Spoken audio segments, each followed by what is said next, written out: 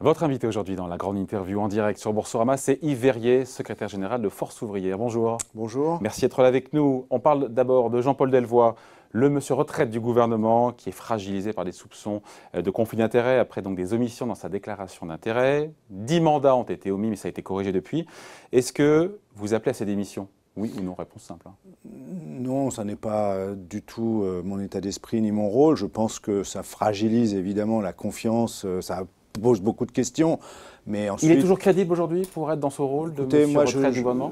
Il est crédible pour vous toujours? C'est de la responsabilité du gouvernement. Moi, je ne suis ni membre de la haute autorité sur la transparence de la vie publique. Je ne suis ni procureur, ni magistrat. Oui, mais vous pouvez avoir un point de vue. 11 mandats sur 13 ont été exercés à titre bénévole. Ce qui fait dire d'ailleurs au Premier ministre que Jean-Paul Delevoye est de bonne foi. Sa bonne foi est totale. Vous en doutez, sa bonne foi? Franchement, mon sujet, c'est le dossier des retraites. Bon, mais pour vous, en tout cas, il est sérieusement fragilisé.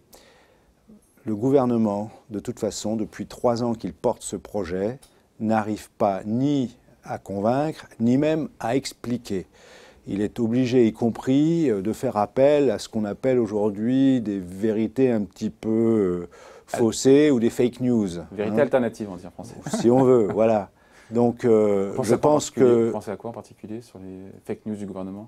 Par exemple, quand on nous dit que le projet va améliorer la situation des femmes, par exemple... De tous les Français, il n'y aura que des gagnants, dit le Premier ministre. Oui, oui, non, mais ça, tous les Français seront gagnants. On pourrait en discuter longuement. Vrai ou faux? Vrai ou faux? Tous les Français seront gagnants, nous a dit le Premier ministre. Non, je pense que c'est tous perdants plutôt dans cette affaire. C'est plutôt tous perdants dans cette affaire. Donc, par exemple, les femmes, on ne cesse de nous dire on va améliorer la situation des femmes. Parce que, grande avancée, la maternité sera intégralement compensée. Mais c'est déjà le cas, la maternité aujourd'hui est intégralement compensée. Mais ce qui va disparaître, c'est les trimestres de majoration. C'est-à-dire qu'aujourd'hui, pour un enfant, ça fait 2 ans, 8 trimestres de majoration au titre de la naissance et de l'éducation.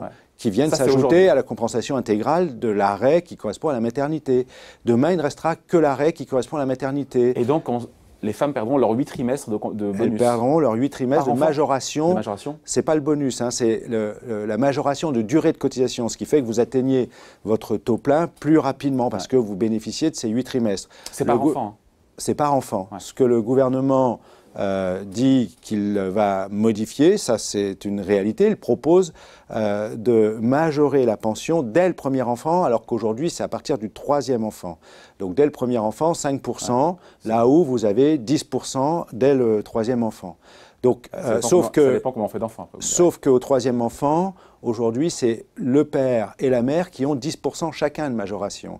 Donc, quand on regarde... Pour 2 enfants en moyenne, quelle est la meilleure des situations quand on a 2 enfants? Si vous avez 2 enfants, souvent, vous aurez une majoration de 10%, 5% par enfant, ou 10, oui, 5% par enfant, c'est ça. C'est ce que propose le gouvernement. Par contre, vous aurez perdu 2 fois 8 trimestres de majoration de durée de cotisation. Donc perdant pour le coup. Bien évidemment. Bon, juste on clôt le sujet sur Jean-Paul Delevoye. Il est toujours en mesure de défendre le projet du gouvernement, oui ou non? Vu sa fragilisation, si on va au bout de l'idée. Hein. C'est le gouvernement qui prend ses responsabilités. Bon. Encore une fois, je pense que c'est le gouvernement dans son ensemble. C'est aujourd'hui le Premier ministre d'ailleurs qu'on entend depuis quelques jours, essentiellement sur le dossier. Donc c'est le gouvernement qui, de mon point de vue, est fragilisé. Demain, y compris autres fake news. Par exemple, le Premier ministre, quand il nous dit que les Français ont compris, ils partent de plus en plus tard. Ils partent même en moyenne à 63,5 ans. C'est faux. C'est faux. C'est faux. Ah bon? Ils liquident leur retraite à 63,5 ans. Mais 1 sur 2 n'est plus en activité au moment de faire valoir ses droits à la retraite. Donc on ne part pas, on est obligé d'attendre un peu plus pour avoir son taux plein, pour liquider, faire valoir son droit à la retraite, mais on n'est plus en activité. De départ à la retraite. La date effective de départ à la retraite, c'est pas à la retraite, vous n'êtes plus en activité, vous êtes soit au chômage, indemnisé ou non, soit en invalidité, mais vous n'êtes plus en activité, soit en congé de fin d'activité, mais vous n'êtes plus en activité. Par contre, vous ne pouvez pas faire valoir vos droits à la retraite parce que les durées de cotisation ont été allongées et donc vous attendez l'âge de faire valoir votre droit à la retraite. Et l'assurance chômage, si elle vous indemnise parce que vous êtes au chômage, le moment où vous avez votre droit à la retraite à taux plein, eh bien, elle vous demande, elle vous oblige à liquider, elle arrête de vous indemniser, vous devez faire liquider votre retraite. Et demain, avec le malus, vous aurez double peine, parce que vous n'aurez même pas la possibilité, entre guillemets, d'attendre jusqu'à cet âge pivot. Vous subirez le malus si vous liquidez votre retraite à 63 ans, par exemple, ou à 62 ans. Bon, demain, grande journée de mobilisation dans les rues contre la réforme des retraites à l'appel de tous les syndicats qui seront réunis, même si vous n'allez pas défiler, j'ai compris, au même endroit. Est-ce que vous pensez que cette mobilisation sera aussi ou moins importante que celle du 5 décembre? Elle sera très importante, très massive. Par rapport au 5 décembre, qui a été une surprise pour tout le monde. Hein. Oui, c'était très, très, très important. On sera au-dessus, équivalent ou en dessous? Je ne fais pas de pronostic de cette nature. Moi, à ce stade-là, le message, pour moi, c'est d'appeler tous les salariés, non seulement du privé et du public, mais y compris, j'insiste, les employés, les ouvriers, les cadres, tout le monde est concerné par cette affaire.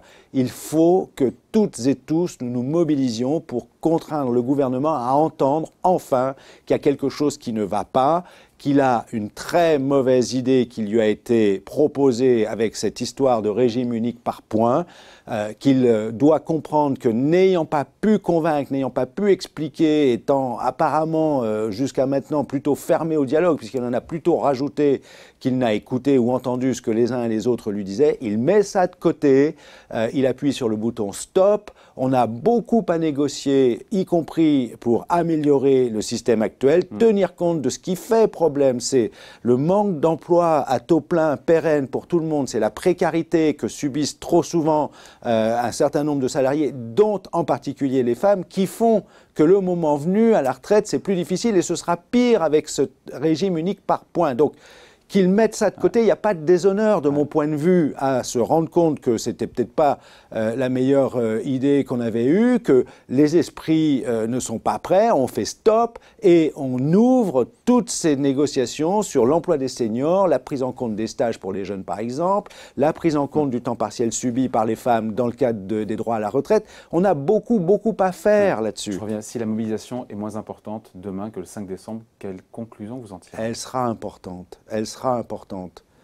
Vous savez, encore une fois, on avait le 5 décembre, la police. Qui a été préparée très en amont aussi, c'était ça. Oui, elle était annoncée. D'ailleurs, douter, hein. Au demeurant, depuis le mois de septembre, le gouvernement savait que nous avions cette date du 5 décembre. Depuis le mois de mars, FO avait prévenu, quand le haut-commissaire avait commencé à parler de bonus pour inciter à partir plus tard, nous avions dit attention, les masques tombent, là où on y disait que la réforme n'avait pas pour objectif de reculer l'âge de départ à la retraite, on nous dit qu'il va falloir inciter à partir plus longtemps. Donc, à l'évidence, si on nous met un bonus, à un moment ou à un autre, il y aura un malus. C'est ça qui plombe la réforme pour vous. C'est ça qui plombe la réforme pour vous. Le fait d'avoir mélangé une réforme systémique avec des éléments d'équilibre financier. Ce qui plombe la réforme, par exemple... Dans le regard que les Français ont sur cette réforme. Mais depuis le mois de mars, FO dit, attention, ligne rouge, tout ce que vous voulez. À la fois la réforme dans son principe parce que c'est intrinsèque. Et aussi l'équilibre. Oui, parce que c'est intrinsèque. Donc, il faut absolument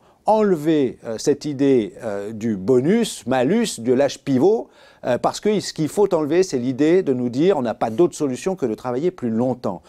On nous dit... Qu'est-ce que vous avez comme solution alors? Eh bien voilà, le gouvernement nous dit, mais si vous avez d'autres propositions pour faire l'équilibre, faites-les, on est prêt à entendre. Ben, moi j'en ai une très simple, il suffit d'aller prendre dans le rapport du Conseil d'orientation des retraites, 1% d'augmentation de la cotisation remet le système à l'équilibre. Mais dans ces cas-là, vous savez que ça va augmenter le coût du travail et donc ça fera disparaître. On est, paraît-il, assez bien documenté sur le fait que quand on augmente le coût du travail, moyennement on peut qualifier, ça détruit des emplois. Vous savez que depuis 2008, le chômage des plus de 60 ans, puisque l'âge de la retraite aujourd'hui est à 62 ans, ou le chômage des plus de 55 ans a explosé. Et on nous dit... on va demander à ceux-là de travailler plus longtemps.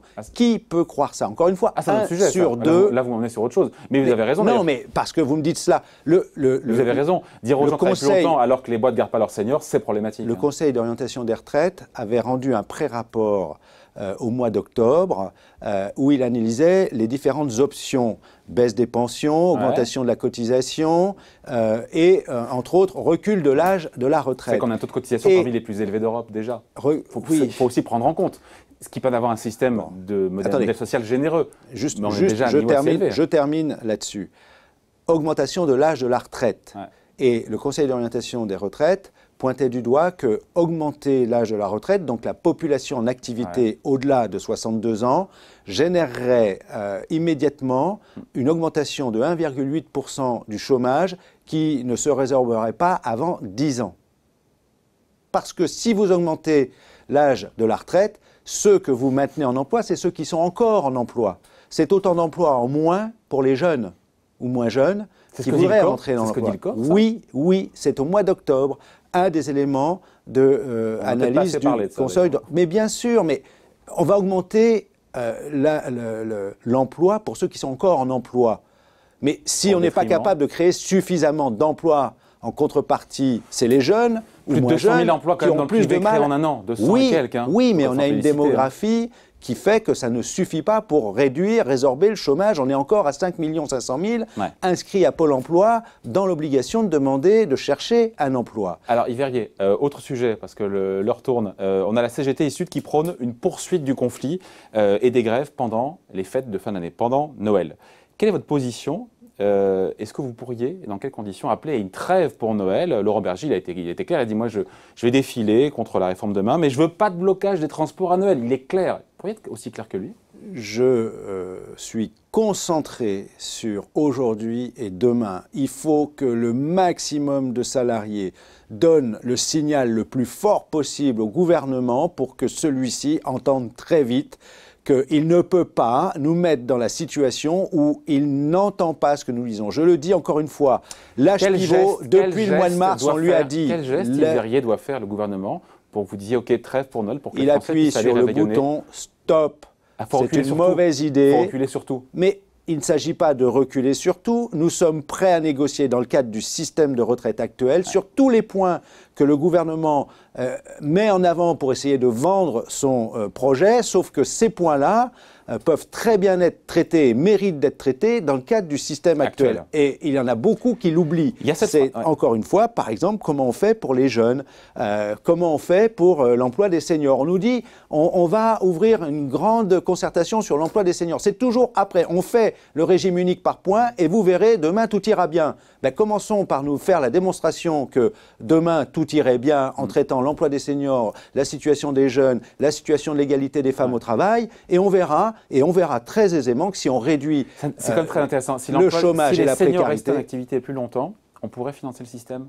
C'est ce que dit le corps, et c'est hyper intéressant quand même. Ce que le Conseil d'orientation des retraites a dit, c'est que le déséquilibre à horizon 2030 des 8 à 17 milliards d'euros ne vient pas d'une dérive des dépenses, mais d'une insuffisance de ressources, notamment parce qu'on a réduit les emplois dans la fonction publique et qu'on a bloqué les salaires dans la fonction publique depuis près de 10 ans à peu près, ce qui fait que ça fait moins de cotisations qui alimentent les recettes de l'ensemble du système. Donc, et au-delà de 2030, le Conseil d'orientation des retraites nous dit que tout paramètre égal par ailleurs, qui ne sont pas forcément ceux que nous soutenons, par exemple en termes de durée de cotisation ou d'indexation sur l'inflation des pensions aujourd'hui, eh bien tout paramètre égal par ailleurs, le système se rééquilibre naturellement. Donc il n'y a aucune urgence. Encore une fois, si on veut traiter le déséquilibre, il faut traiter, on peut répondre par l'augmentation des recettes, donc l'augmentation de 1% des cotisations. On a résolu le problème et après, on peut s'attaquer. C'est vrai aussi, encore une fois, il faut le rappeler, on est bien documenté là-dessus. Quand on montre le coût du travail sur les salaires et les emplois peu qualifiés, ça fait des cordes de chômeurs.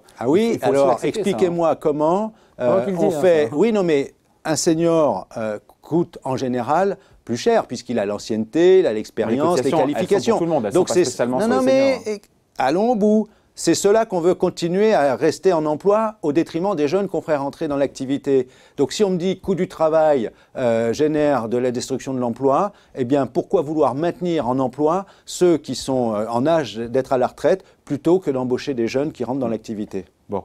Il y a cette sortie de Laurent Berger hier, je la trouve intéressante. Il dit « Ne faisons pas payer l'addition aux usagers des transports ». Mais on ne fait payer l'addition à personne.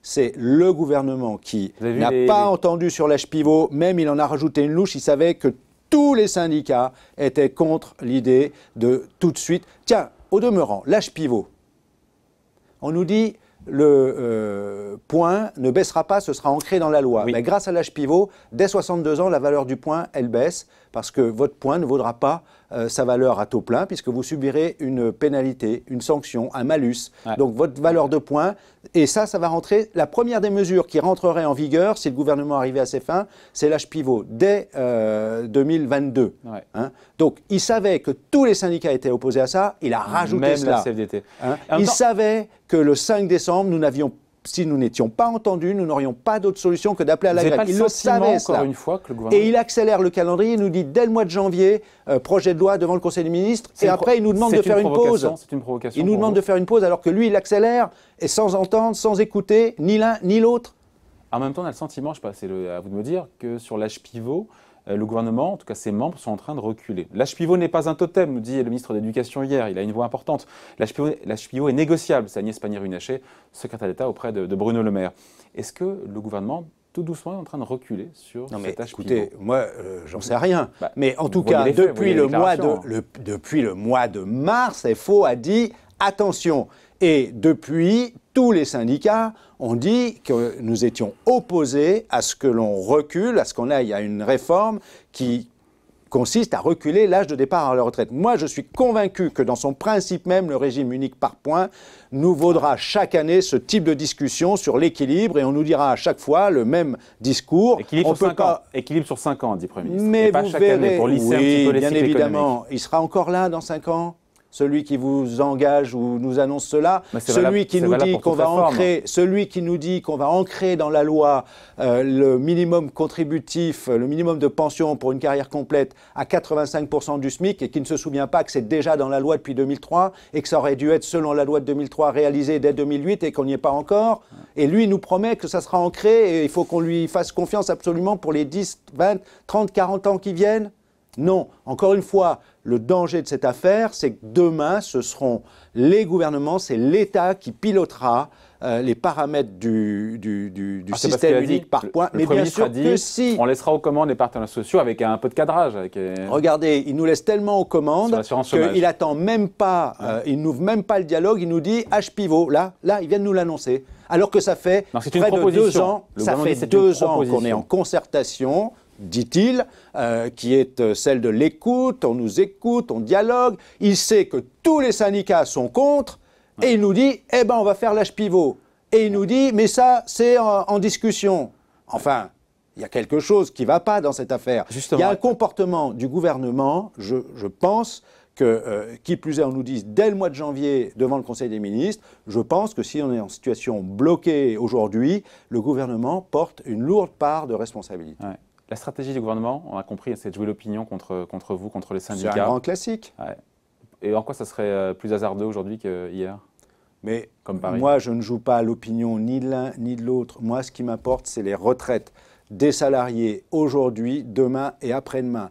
Et je pense, encore une fois, je le dis, il n'y a pas de déshonneur. Le gouvernement s'est embarqué avec cette idée, on lui a présenté un beau système universel, 1 euro cotisé donnera les mêmes droits, sans penser d'ailleurs que 1 euro cotisé vaudra les mêmes droits, veut dire que si vous n'avez qu'un petit salaire, vous n'aurez qu'un petit capital de points, vous n'aurez qu'une petite retraite. Si en fortiori, vous avez subi des interruptions de carrière, du temps partiel, parce que vous n'avez pas pu avoir de temps complet dans votre entreprise, ou pour la garde des enfants, ou la mobilité, je comprends, arrivé à 55 ans, vous n'avez plus de boulot, vous n'en retrouvez plus. Vous ne trouvez aucune vertu à ce système, encore une fois, de dire finalement on a les mêmes droits, qu'on soit conducteur de train dans une boîte du privé ou dans le public, quand on passe d'un emploi en tant qu'indépendant, en tant que salarié, puis peut-être fonctionnaire, d'avoir un système où tout ça est plus simple, plus lisible, c'est pas une bonne chose? Mais les mêmes droits, il n'y a rien qui trouve grâce à vos yeux. Qu'est-ce que ça veut dire, les mêmes droits, quand vous dites 1 euro cotisé donnera les mêmes droits? Ça veut dire que les petits salaires auront des petites retraites, les moyens salaires...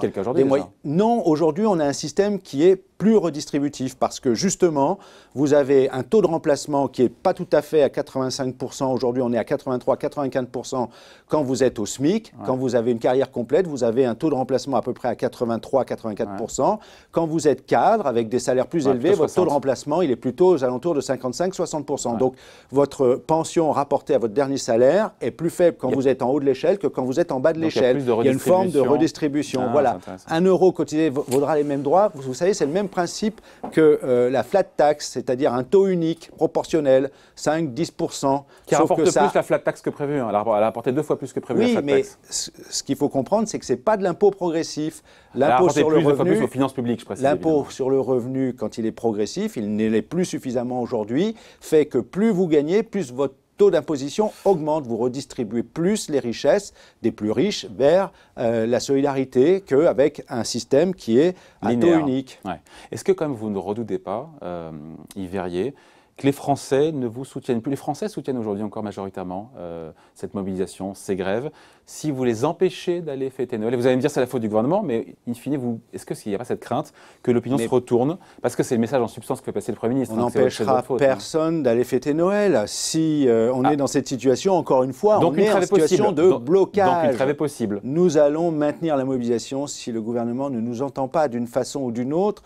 Nous n'allons pas dire au gouvernement... Vous entendre, ça veut dire revenir à la case départ. Franchement, le gouvernement nous annonce que non seulement il n'a pas écouté ce qu'on lui dit depuis le début, mais il en rajoute une louche, comme on dit, avec l'âge pivot, alors qu'il sait très bien que tous les syndicats sont opposés à l'âge pivot, et il nous dit, en plus, dès le mois de janvier, le projet de loi sera devant le Conseil des ministres. Et il nous demande ensuite de faire une pause. Enfin, quand même, c'est lui qui accélère, c'est lui qui bloque, et ce serait à nous de faire une pause. Enfin, Laurent Berger dit, OK, on se mobilise là mardi, on fait une pause pour Noël, et on reprendra en janvier. C'est ce qu'il dit, Laurent Berger. L'important, c'est demain, il faut que nous soyons le plus nombreux possible, je le redis, et j'y invite non seulement les ouvriers, les employés des secteurs industriels, de services, du secteur public, mais les cadres, parce que eux aussi sont fortement concernés par les conséquences de ce régime sur les unique cadres, par points. Pourquoi eux aussi? Vous avez bien compris qu'on sera tous dans cette situation où 1 euro cotisé donnera les mêmes droits, mais les cadres, par exemple, ne cotiseront plus. Alors, c'est vrai que c'est les plus hauts cadres, à partir... Au-delà de 10 000 euros par mois. Au-delà des 3 plafonds, ne cotiseront plus sur leur droit à la retraite. Ce que nous craignons, nous... Mais il y aura une cotisation de solidarité. Non, mais il n'y a pas que ça. Il y a le fait qu'on... Vous devez être content de cette cotisation de solidarité. Écoutez-moi, il n'y a pas que les 3 plafonds. Même les cadres intermédiaires seront pénalisés, puisqu'on ne calculera plus la retraite sur les 25 meilleures années. Mais sur l'ensemble de la carrière. Sur l'ensemble de la carrière. Donc, ça va tendre, c'est ce que disait le haut-commissaire, les favorisés du système actuel, comme il les appelle, ce sont ceux qui ont une carrière longue et ascendante. Donc, les cadres intermédiaires qui ont progressé, qui sont peut-être d'ailleurs pas partis cadres, mais qui ont progressé, sont devenus cadres en cours de carrière, vont voir leur pension calculée sur une pente qui va s'aplatir, puisqu'il faudra calculer ces points tout au long de la carrière, donc y compris au début de carrière, quand vous n'étiez pas encore cadre. Oui, mais des points qui seront revalorisés aussi. Non, mais ils seront revalorisés sur votre salaire, mais votre salaire de départ. Vous n'aurez pas acheté plus de points à ce moment-là parce que vous n'aviez pas le salaire pour en acheter plus. Donc, les cadres intermédiaires vont y perdre dans cette affaire. Et on voit bien qu'est-ce qui se pointe. Les plans d'épargne volontaire, individuels, la capitalisation. Uniquement pour ceux qui gagnent plus de 120 000 euros par an. On n'est ni vous ni moi concernés. Vous allez voir. On va avoir droit, ça commence d'ailleurs déjà, à un certain nombre de banques et d'assurances qui sont en train de répéter des spots publicitaires sur les plans d'épargne volontaire et qui font la promotion. Il n'y a rien de déshonorant à mettre un peu d'argent de côté et puis financer les entreprises françaises. Je ne dis pas que c'est déshonorant, je dis que c'est la rupture du système de solidarité qui fait que plutôt que les plus aisés s'assurent individuellement, ils contribuaient. À la grande marge. Une brèche, peut-être qu'une brèche est ouverte, mais c'est à la grande marge. La brèche est... Oui, ça ne va pas être d'un coup, bien évidemment. On parle de gens... C'est une brèche. Combien de gens gagnent plus de 120 000 euros par an? Je vous parle des cadres intermédiaires. Encore une fois, ceux-là vont voir leur pension calculée sur une base qui va se aplatir par rapport aux 25 meilleures années. Et donc, y pensant à l'avance, on va leur proposer des beaux plans d'épargne volontaire, sauf qu'on va rompre la solidarité entre les uns et les autres. Ceux qui en auront les moyens ou qui anticiperont que leur carrière leur permettra d'en avoir les moyens, vont s'acheter un peu plus qu'aujourd'hui de la retraite supplémentaire individuellement, plutôt que, comme aujourd'hui, de contribuer au système collectif, tout en leur garantissant une retraite correcte, tout en contribuant au système collectif de solidarité. Yves Verrier, dernière question. Laurent Berger a admis avoir reçu un coup de fil jeudi du Premier ministre. Oui, moi aussi. Pour se voir en bilatéral cette semaine. Philippe Martinez, lui, comme vous, donc il a reçu un coup de fil, mais pas de réunion bilatérale prévue. Une réunion bilatérale est prévue avec vous, le Premier ministre a pris un rendez-vous avec les uns et les autres. Il l'a annoncé d'ailleurs. Moi, j'ai pris le rendez-vous, j'ai appris sur l'AFP qu'il appelait tout le monde. Bon, il vous a appelé ou pas alors? Oui, je l'ai eu au téléphone. Est-ce qu'il y a un rendez-vous bilatéral est prévu cette semaine avec le Premier ministre? Il nous a annoncé le principe que l'on puisse échanger dans la semaine qui va venir, mais je n'ai pas ni de date, ni de format, ni de forme. Tout va dépendre évidemment de l'ampleur de la mobilisation de demain. Merci d'être venu nous en parler. Yves Verrier, donc secrétaire général de Force ouvrière, invité de la grande interview en direct sur Boursorama. Merci. Merci à vous.